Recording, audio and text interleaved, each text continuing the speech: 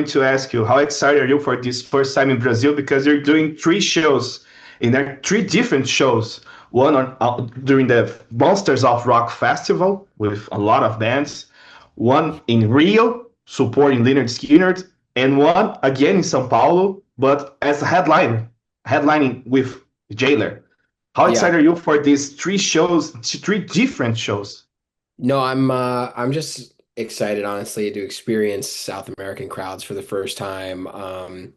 We've been obviously exposed to artists all over, like everybody. We've opened for friends that have gone down there, and they're just like those audiences are the best in the world. So you have a lot to live up to, but I'm pretty sure the hype matches the reality. So yeah, it's going to be incredible, and just experiencing that culture for the first time is something I'm all about, like experiencing each city and getting out of the hotel and um, you know seeing what every culture has to offer. And like I said, I've never been down there, so I'm excited to go down there as a tourist as much as I am to go down there and play shows. But yeah, I think the shows are going to be great.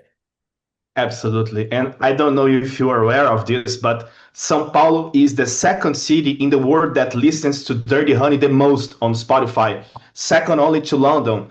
So, have you had the opportunity to talk to Brazilian fans online or anything like that?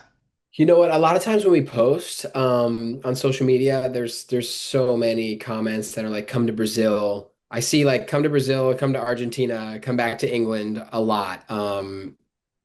So yeah, that's definitely been on the forefront of our mind for a long time, getting down there. And just with COVID happening and just not having the right opportunity, I would say, in the past to just go down there for the first time. It just hasn't materialized until now, and that's been, the reason for such a delay in doing it. But um, yeah, this is a pretty good way to go down, playing Monsters of Rock, and then obviously headlining a show also with Jailer is going to be cool. And then having a completely fresh experience in Rio with Skinnerd is we've never played anything with Leonard Skinner, so that's completely new, and I'm excited for that as well. Absolutely. As you mentioned, you're going to play at Monsters of Rock Festival. It's kind of the main show because it will be in a huge stadium here in São Paulo, and you have Guns N' Roses as headliner. You have toured with Guns N' Roses in the past, so how happy are you to be able to share the stage with them again? Oh, they're the best. I mean, we've done so much with them now at this point. It's like I know a lot of people on the crew. We know the band, obviously. It's kind of like I wouldn't say we're as close as like family or anything, but it's a very welcoming, professional atmosphere. They usually take really good care of us.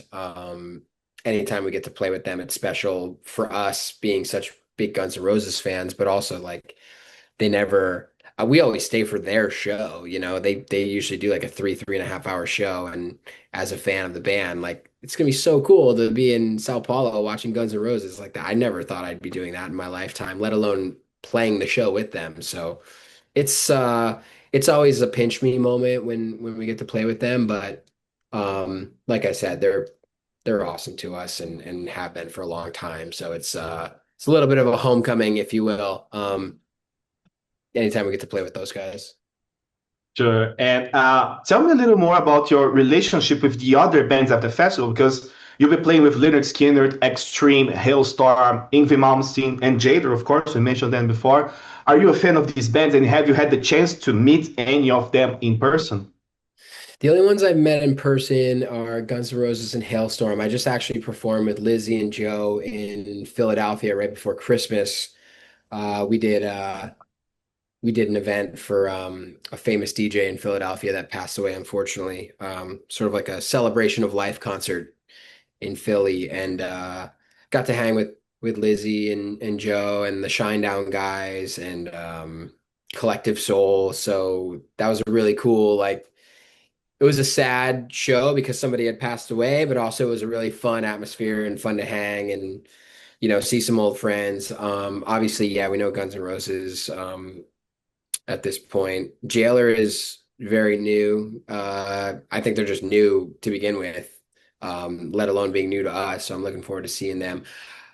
In all honesty, I thought they were an AI band before. Really? Yeah, I didn't. I thought it was like, oh, this is like, because I saw them on Instagram and I was like, oh, that's AI is killing it because they have such a vibe of Zepp. And then when I didn't know, I had no idea about them being a real band until they were thrown on the show, and I was like, I didn't know they're real. So I was like, this is gonna be awesome.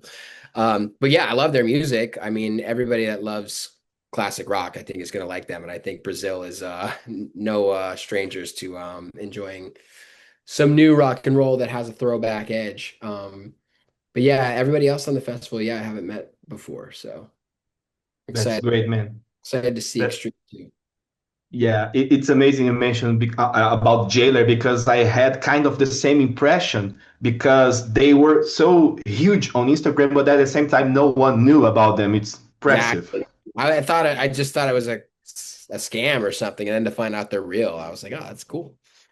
So it's cool to It's have great the to upper know that hand. they're real. Yeah, exactly. AI is getting too good these days. You don't know what's fake and real at this point.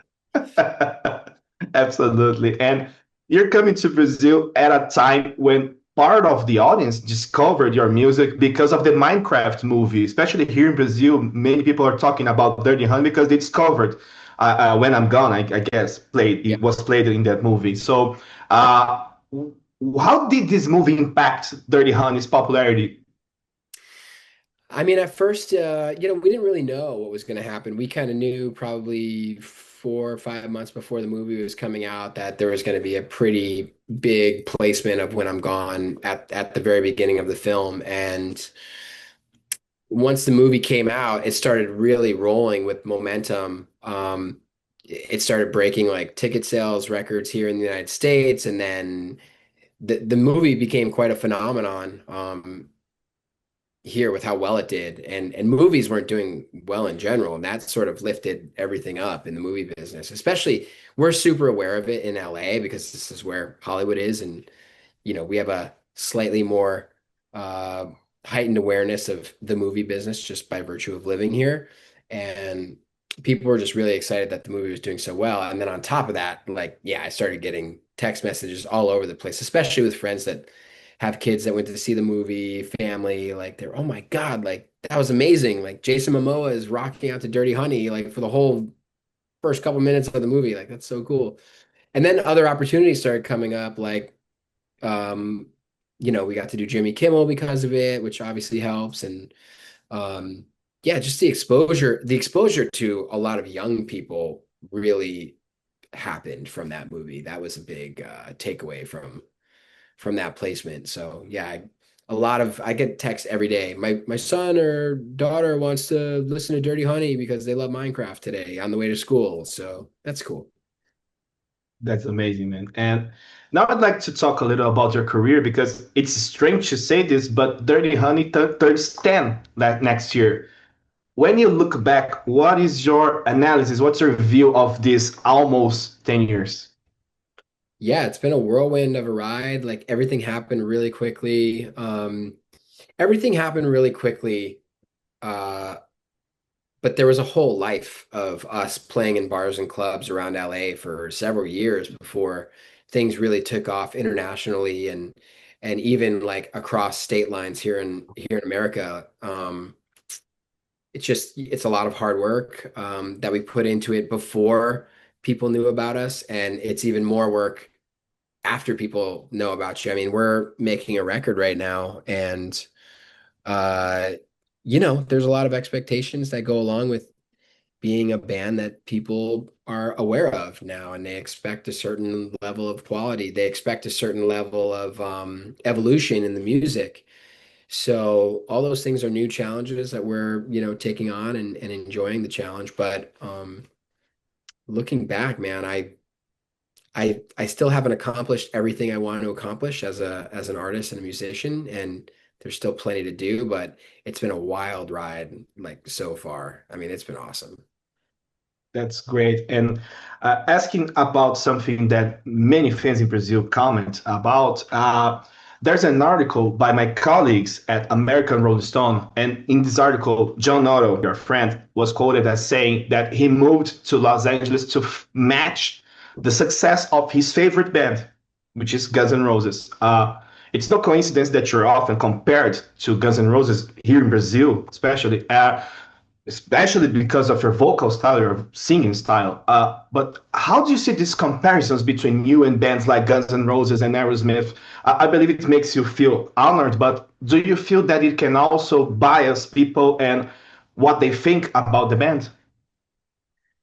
Yeah, it definitely can, but of course, I'm honored to be like thrown into a sort of category with all my heroes, and that's extremely flattering. I think the big takeaway from it is that the one consistency has been it's never been just one artist. Like they're the new Guns N' Roses. It's always like they're either the new they're a little Guns N' Roses, they're a little Black Crowes, they're a little AC/DC, they're a little Aerosmith, they're a little Led Zeppelin, they're a little Audio Slave. So like I think that's ultimately what uh puts a smile on my face because we are pulling all those elements of bands that we're fans of and putting it into our music and incorporating that, but also doing something fresh at the same time because there's only one Guns N' Roses, so there's only one AC/DC and Aerosmith. But when you put all those things together and blend it up, it's something fresh and new. And I think that's what we've been good at is wearing our influences on our sleeve but not copying anybody. And I do think that comes from the years before anybody knew about us. We cut our teeth in the bars and clubs playing Guns N' Roses songs, playing AC/DC, Aerosmith. So like all those elements of those great singers are in my voice. um they've influenced me, there's no doubt. But at the same time, it's still got, I don't hear myself and go, that sounds like Axl or Steven Tyler. I hear me, I hear an identity there. Um, and hopefully that identity only grows stronger with the next record. That's great. And still talking about career and looking back, something very interesting about Dirty Honey's history is the fact that you have remained an independent band. And I believe you must have received offers to sign with majors. So how important is it for you to keep things that way, especially in the artistic way? Yeah, I mean, the artistic way, listen, we've talked to a lot of people that are on record labels, and none of them are very excited or enthusiastic about us joining their label or whatever, just in the spirit of competition. You don't want two rock bands competing for a label's attention. Um, but also, yeah, we never really hear about what a great job a label is doing. They seem to be, from what I've heard at least, very hands off. It's a lot of the content and marketing is artist driven now. Um, and it's easy to do it that way with social media, but um, yeah, as an artist, though, I don't think it would be much different if we were on a label or not. I think we're out to make the music we want to make. That's never going to change. They might have input as to like what the first single would be. We have that with our manager, with our radio promotion team. Like we still have people that we talk to about making those decisions, but um, musically, I don't think it would affect anything. It's just there's so many artists that never really get a chance because maybe they signed to a label and the person that signed them got fired and now there's somebody new that doesn't care about them and they just get lost in a sea of artists that a label has. So um you know but there's also things like maybe a label could do a really good job promoting us in Brazil and the rest of South America. They might have expertise down there that we don't necessarily have. Who knows? But at the moment, yeah, we're staying independent and it's been working out just fine.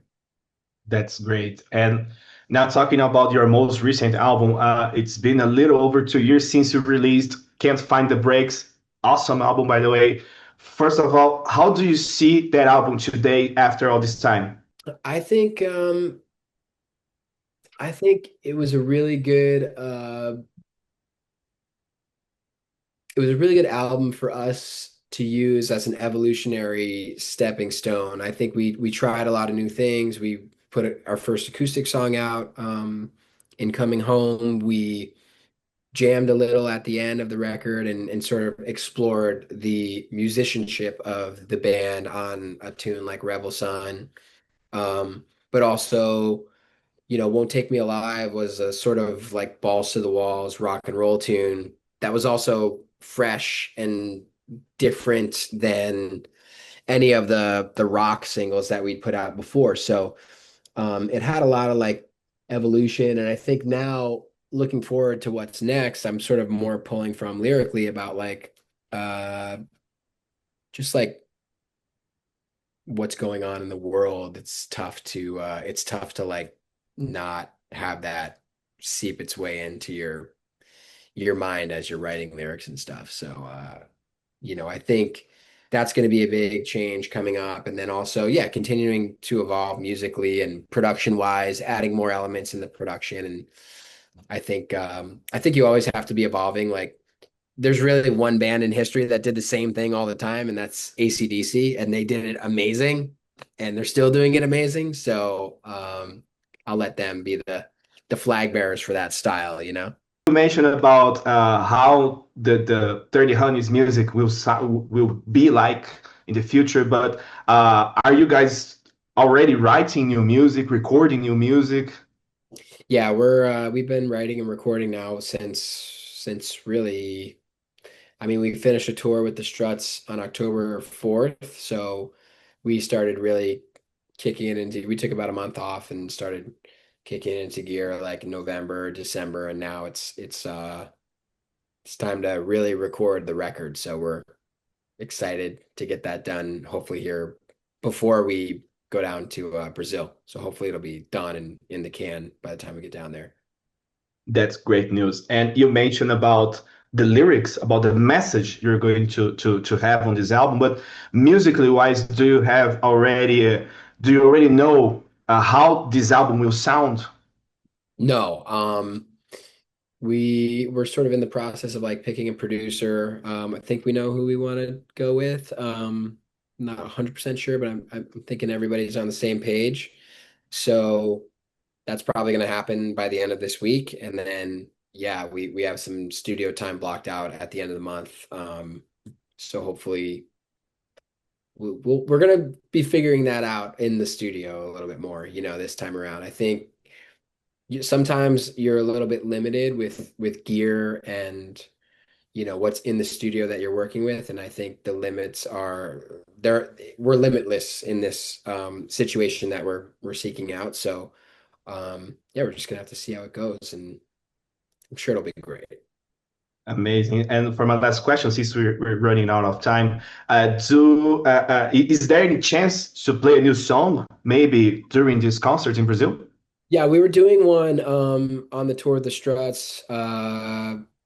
We were already doing one that we've been pretty pumped about. And yeah, I mean, if we're done with it, if it's recorded and ready to rock, I think that's something we would all like to do. We get bored of our old stuff sometimes. Not bored. I mean, you're always proud of it, but it's really exciting to play new music, especially if it's really good. Like for instance, when we were playing "Won't Take Me Alive" for the first time, I think we did it in Milan, Italy, and we knew that the crowd was going to be into it, and we knew that we had written a great song that people were going to enjoy, and yeah, the response was awesome. So it's exciting to do that sort of stuff.